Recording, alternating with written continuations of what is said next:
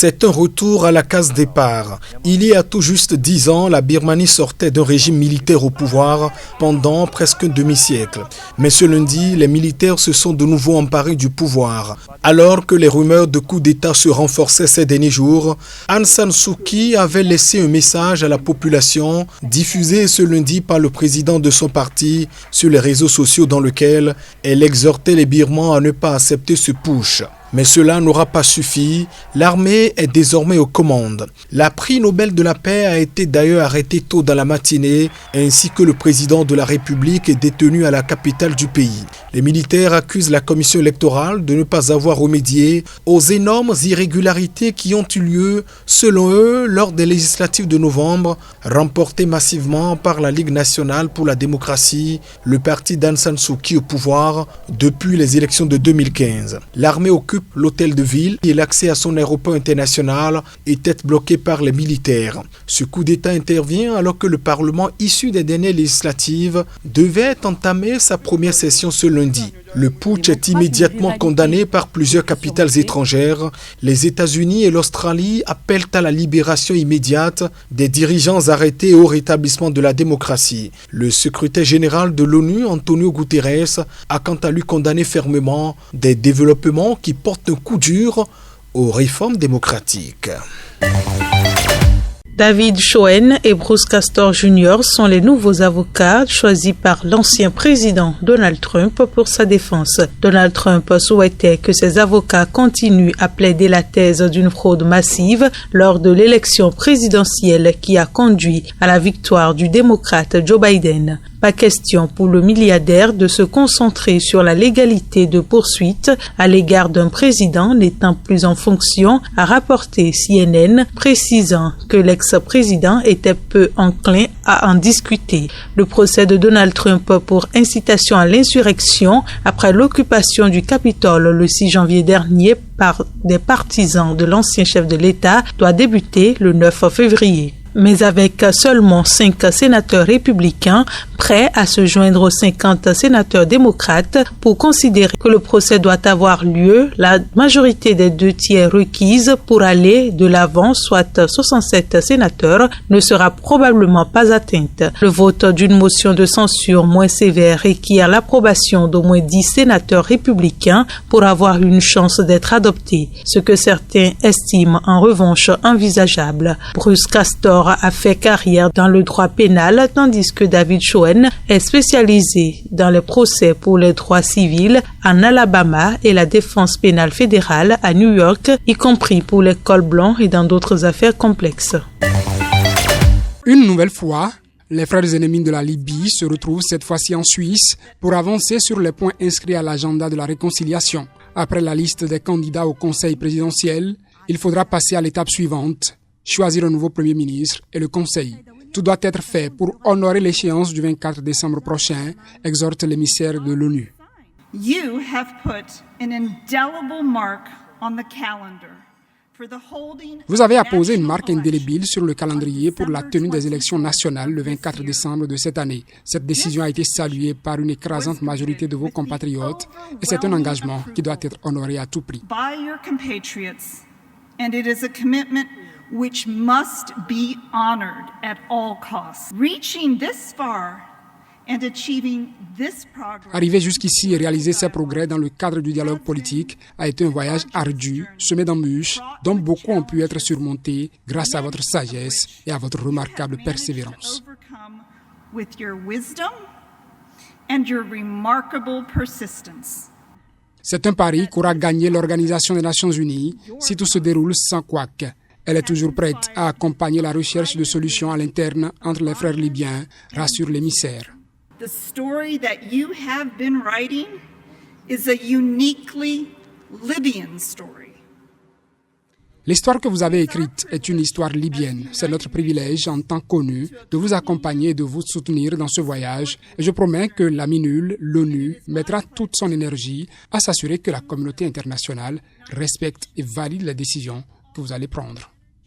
Into ensuring that the international community respects and validates the decisions that you are about to make. Les délégués de tous bords ont jusqu'à vendredi pour désigner ces personnalités parmi une liste de 45 candidats dévoilée samedi par la MINUL. Sans attendre, les candidats ont commencé à se présenter par visioconférence et à répondre aux questions pour une durée totale de 20 minutes chacun et non sans interruption due à des coupures de la liaison Internet. Le 1er janvier, le président turc nommait par décret à la tête d'une prestigieuse université d'Istanbul un homme proche du gouvernement, provoquant la colère immédiate des étudiants de l'université de Bosphore, un établissement anglophone qui avait jusqu'ici réussi à préserver une forme d'autonomie.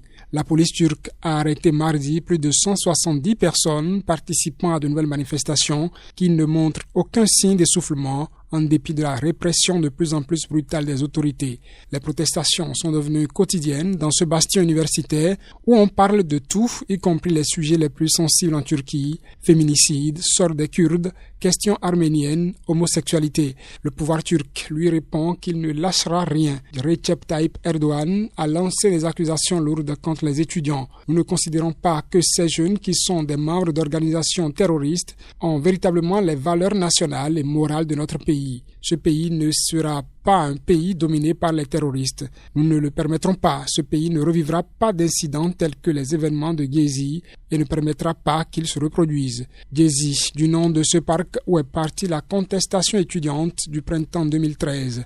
2 ans plus tard, l'opposition réalisait une véritable percée aux législatives de juin 2015. Un gain électoral effacé par un nouveau scrutin moins de 6 mois plus tard. Mais dans un pays en pleine crise économique, Recep Tayyip Erdogan se sait contesté et a déjà en ligne de mire la présidentielle de 2023 et son maintien au pouvoir. Les réactions se poursuivent depuis le coup d'État en Birmanie. Londres appelle à la libération immédiate de Aung San Suu Kyi. Le ministre britannique des Affaires étrangères a condamné la détention et l'inculpation de la chef du gouvernement birman. La démocratie ne doit pas reculer, a-t-il ajouté, précisant que Londres consultait ses partenaires internationaux sur les prochaines étapes. L'armée a mis fin brutalement lundi à la fragile transition démocratique en Birmanie, instaurant l'état d'urgence pour 1 an et arrêtant Suu Kyi, chef du gouvernement civil, ainsi que d'autres responsables de son parti, la Ligue nationale pour la démocratie LND. Selon un porte-parole de la LND, Aung San Suu Kyi, tenu au secret depuis son arrestation, a été inculpé mercredi pour avoir enfreint une loi sur les importations et exportations et un tribunal a ordonné sa détention provisoire jusqu'au 15 février. 3 jours après le putsch, condamné par l'ONU et de nombreuses capitales occidentales, des signes de résistance ont commencé à émerger. Le chercheur et essayiste de confession chiite, engagé en faveur de la laïcité et de la démocratie et fervent opposant au confessionnalisme qui mine la politique libanaise, avait signalé avoir reçu des menaces en raison de ses politiques hostiles au Hezbollah soutenues par Téhéran.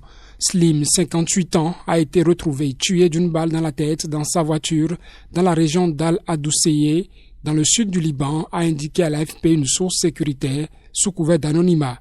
L'épouse et la sœur de la victime avaient signalé sa disparition depuis mercredi soir, indiquant qu'il avait quitté un village du sud libanais et qu'il était censé rentrer à Beyrouth. Lokman ne répond pas à son téléphone et n'a pas été vu depuis hier à 20h. S'il vous plaît, partagez toute information, avait tweeté son épouse Monica Borgman dans la nuit de mercredi à jeudi. Contactée par l'AFP jeudi matin avant l'annonce du décès, sa sœur Racha Lamer estimait que sa disparition était liée à ses opinions. Il avait une position politique. Pour quelle autre raison pourrait-il avoir été kidnappé, avait-elle relevé. Le ministre de l'Intérieur Mohamed Fahmy a dénoncé dans les médias libanais un crime horrible, assurant avoir contacté les responsables des appareils sécuritaires pour assurer le suivi de l'affaire.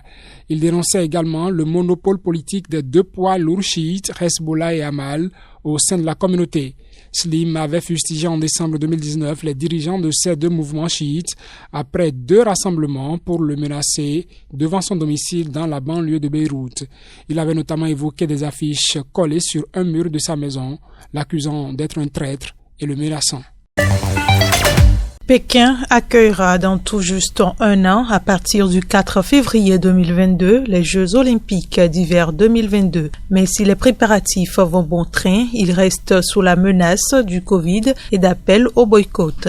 La Chine n'affiche aucun retard dans sa préparation. Tous les sites de compétition, dont certains hérités des JO d'été 2008 de Pékin, la capitale chinoise devenant la première dans l'histoire olympique à organiser des Jeux d'été et d'hiver sont déjà construits selon les médias d'État. Les perturbations sont désormais surtout d'ordre politique. Près de 180 associations étrangères ont appelé mercredi les gouvernements du monde entier à boycotter les JO 2022 au nom des droits de l'homme, une initiative jugée par Pékin irresponsable et politique.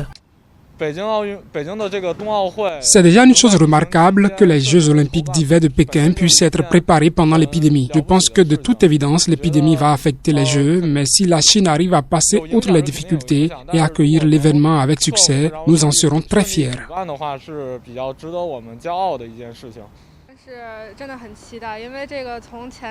J'ai vraiment hâte d'y être. Pékin a fait la promotion des Jeux olympiques d'hiver depuis plusieurs années et de plus en plus de gens aiment skier. Je suis aussi allée au ski avec des amis récemment. Les gens sont enthousiastes et heureux d'y participer.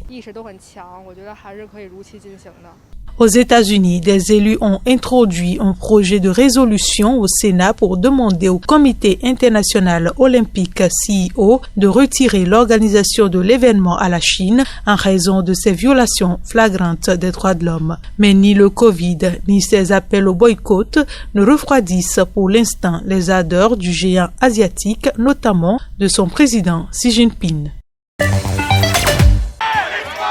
Depuis le 26 novembre, des dizaines de milliers d'agriculteurs, la plupart venus du Pendjab au nord, manifestent dans des camps érigés sur de grands axes routiers en périphérie de New Delhi. Ils protestent contre des réformes gouvernementales qui libéralisent les marchés agricoles et exigent leur abrogation pure et simple. De plus en plus d'Indiens descendent désormais dans les rues pour leur apporter du soutien. Aujourd'hui, en tant que citoyens indiens et habitants de Delhi, nous essayons de nous rassembler et d'exprimer notre solidarité inconditionnelle avec les agriculteurs et notre stupeur et désarroi face à la manière avec laquelle le gouvernement essaie de mener une guerre contre les agriculteurs. Je suis tellement contente que la manifestation a été organisée. Je voulais aller à la frontière, mais je ne me sentais pas assez préparée et prête. Ceci est exactement ce que je voulais faire. Je veux juste leur montrer aux agriculteurs que je suis avec eux et que c'est la seule façon que j'ai de le faire. Au-delà de l'Inde, la protestation a embrasé la toile. Des personnalités de par le monde, rien que par des tweets, attirent l'attention sur la situation des agriculteurs et les entraves qu'ils rencontrent dans la libre expression de leur opinion.